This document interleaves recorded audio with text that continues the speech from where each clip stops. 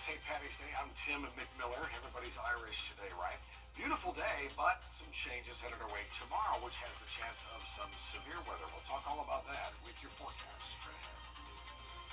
Right now on News Channel 6 at 5, the city of Augusta is turning green today for St. Patrick's Day. A live report from the festivities downtown ahead. Plus, a massive residential development in North Augusta is coming closer to reality. We'll take a look at the latest plans. And Augusta University taking a look at how exercise impacts people with dementia. A closer look as your News at 5 starts now. Live from Television Park, this is WJBF News Channel 6 at 5. Good evening, everyone. I'm Jenny Montgomery. Would that be right, Tim? Thanks so much for joining us tonight. Augusta could be getting rid of some of its parks. Commissioners presented with a list of about a dozen parks that Recreation Department officials said were candidates to be let go. Most are underused neighborhood parks, but also on the list, Pendleton King Park and the West Augusta Soccer Park, because the city does not control either of those sites. When we had the issues with the property possibly changing what it was, there's a community outrage in a sense, and these are tough discussions. We know that we can't make the discussions, the decisions without community input, but at the same respect, some of these deals that we have, we know we're going to have to change the deal, whether it's the soccer park, whether it's properties that we don't own. Recreation officials say getting rid of all the parks listed would save about $500,000 a year in maintenance costs. At this point, these are just recommendations. Ticket sales have stopped for the Masters Week shows at Lake Olmsted Stadium. In a new development, ticket sales to the big three shows have now been suspended. The concern is soil conditions at Lake Olmsted Stadium won't be in good enough shape to support the heavy staging and the seating needed. City officials say this latest development is a blow to the city's image. It's just, I don't know what to say about it. It's very disappointing. It doesn't look good for the city of Augusta. I know that the promoters are very disappointed because they have put together some great packages which shows big events. Promoters say geoengineers are still doing analysis of the field at Lake Olmsted Stadium, and as more information is made available, a final announcement will be made. It is time now for our first check on the forecast. Tim Miller is here. People living with dementia experience issues with memory, decision-making, and balance. A doctor at Augusta University plans to find out if exercise can improve their quality of life. The study includes 42 participants, half of whom will receive their usual care, and the others will do the Togo exercise program. The program includes seated leg extensions, head and neck movements, and other simple exercises. Participants will wear watches that monitor their exercise and sleep patterns throughout the 6-month study. There is mounting evidence that suggests that strength and balance training, like the Wrdw exercise program, reduces falls by about 33%. However, individuals living with mild to moderate dementia have been systematically excluded from intervention trials. And so the very few studies that have been done have not been powered to examine falls or even the fall risk factors because they've just been pilot studies. The team partnered with Georgia War Veterans Nursing Home for the trial. The findings could change the way dementia is treated in the future. Coming up, a deadly shooting in North Augusta has been unsolved for over 10 years. We're speaking to the victim's family about how they're still waiting for justice. That story's next. I'm Dr. Ad. Call us at 762 on lines. The most watched morning newscast of the CSRA. Good morning, Augusta. A shooting that left a man dead at a North Augusta apartment complex remains unsolved nearly 10 years later. In this month's Cold Case Project, family and friends of Travis Smith are speaking out to get long-awaited justice. Renetta Dubose has more. We would literally be outside playing basketball till like 1, 2 o'clock in the morning. My mom was like, shit, come stop us and tell us to quit dribbling the basketball because the neighbors would get mad. Definitely, he was a Lakers guy. Kobe all the way.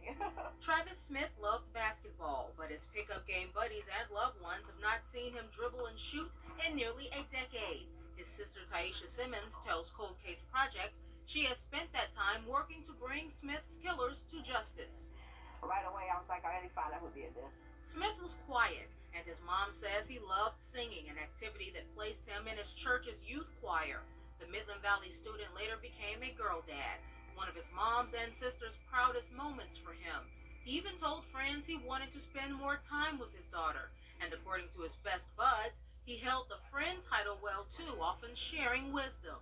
It showed me, but you gotta accept people for who they are. If you don't like the things that they're doing, you just gotta remove them out your life.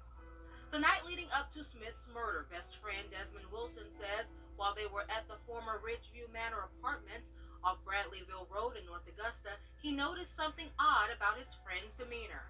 We actually even tweeted, and he was like, something just don't feel right. And I was like, asking like, what's wrong? He's like, nothing. But on Saturday, September 29th, 2012, it was very serious. North Augusta Public Safety Lieutenant Tim Thornton remembers that night and sat down with Cold Case Project to share details. The complainant called and said that she heard shots outside of her apartment. Officers responded to the complex around 2:47 in the morning. We know from friends that Smith had been there Friday night into early Saturday, just hanging out like he normally does. That particular night, he decided to stay longer and talk with a woman he just met who lived in Building B. Lieutenant Thornton says they were standing in the breezeway when trouble came. It appears that he was shot outside the apartment and worked his way into the apartment for safety. He made his way inside of apartment 417. We found Travis not making any movements, sitting on the couch. The incident report states Smith was shot in the upper torso area. He was unarmed. Also inside of the apartment were two women and a child. One of those women was outside talking with Smith and told police she ran inside the apartment after three people approached them. That's when she says she heard a gunshot. Her roommate phoned police and they found her on the floor crying.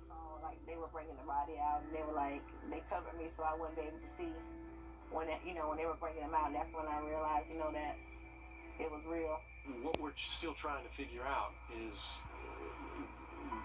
the pool of witnesses that may have been out at that time of the morning that could have provided us with information specific to the identity of the shooters, if it was one shooter or multiple people involved. As the investigation into Travis Smith's cold case continues, Lieutenant Thornton says they are also working on what a motive might be and new ways to solve the murder. And it's not uncommon with today's technology that we have opportunities, perhaps, that maybe something will come to light. But for family and friends, they are hopeful for that break. I think this case could be solved. But I think just like everybody else, there are too many people that already know who did it, and they've waited this long. Simmons and other loved ones take part in Stop the Violence events locally, even hitting the streets themselves, passing out flyers with details of Smith's murder. I try to raise awareness and let people know that it is unsolved. This could be you handing me a flyer about someone. Would you want me to throw it away? When I close this door, would you actually want me to look into this? If there is a witness out there that is reluctant to come forward or feels like they didn't have any information that would be helpful, I would ask them to reconsider and to just anonymously share it with us. Do you have hope that one day your son's murder will be solved? Sometimes I wish you would come in a dream and tell me, who did it. But it hasn't happened, so just praying to God that, somebody do talk. Anyone with any information about the murder of Travis Smith should contact North Augusta Public Safety at 803-279-2121.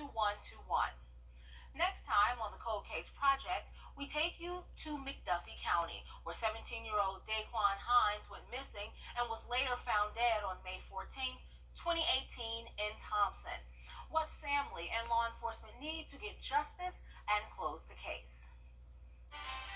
Coming up, Chief Meteorologist Tim Miller's back. Officially arrives on Sunday, temperatures in the 70s. Looking good. Indeed. Thanks, Tim. We'll be right back with a look at gas prices and a proposed holiday tax from the gas prices. And we're easing the pain at the pump bump. In fact, some lawmakers are calling for a tax holiday which would temporarily halt the federal gas tax for the rest of the year. The White House says they're weighing a range of options to address the rising gas prices. There is certainly urgency. There is certainly a need to do everything we can to ensure we're mitigating the impact. In Georgia, Governor Kemp says he will sign a bill as early as tomorrow suspending the state's fuel tax through May after the Senate voted to approve the measure this morning. We'll be right back. I had a friend once tell It was a great day for the St. Patrick's Day Parade in Augusta. This was the first St. Patrick's Day Parade in 3 years due to the pandemic. We're going to go now live downtown where News Channel 6's Ashley Jones has been keeping an eye on all the fun that's happening there. Ashley? Yeah, that's right, Jenny. Right now, downtown is flooded with different shades of green for the first St. Patrick's Day Parade and Festival that the city has seen since the pandemic began. Now, it's been years since the city has gathered like this before for the holiday, and a lot of people I spoke with today say they're just happy to be back out here together to celebrate with all the people that are here to celebrate today for St. Patrick's Day. It's been so long since I've seen a parade. I don't even know how big it's going to be. It's been 3 years since the city last came together for a St. Patrick's Day parade downtown. Well, I'm looking to see all of it, the activities, you know, the activities. first opportunity to come out here today and get out and about in public, and it'd be not to come and enjoy it. For many people at the parade, they say it's the first local gathering they've been to in a while. We're, still taking the pandemic in consideration and being careful, but it just feels so good that we're able to get back out. And there were very little concerns about COVID. No, not we at vaccinated. all. We good. No fears. Just want to see all the people together, how everybody interacts, especially after the 2 years. I think that is great that folks are excited to get back out into our public spaces to enjoy parades and festivals and things of that nature. And so I think it speaks to the fact that Augusta is emerging back after the pandemic. Now, the parade ended close to 4 o'clock, so right now I'm going to step out of the view so you can see what's going on right now. This is a festival that's hosted by the city of Augusta. It started at 4 and it's going to wrap up around 10 o'clock tonight, so you still have time to come on out and celebrate with the rest of the city of Augusta for St. Patrick's Day. Hey, how you doing? And we'll have more about that festival tonight on News Channel 6 at 10 and 11. Live here in Augusta, I'm Ashley Jones, WJBF, News Channel 6. Back to you guys. Ashley. We're back at 6 o'clock, but count on News Channel 6 for more coverage. You can count on at 5:30. Dee Griffin's here now to show us what's ahead. As Ashley is learning, everybody wants to be on TV. Coming up at 5:30, the Inventing Anna star Anna Sorokin, a fake heiress of Germany, is speaking out on a podcast about her possible deportation from the U.S.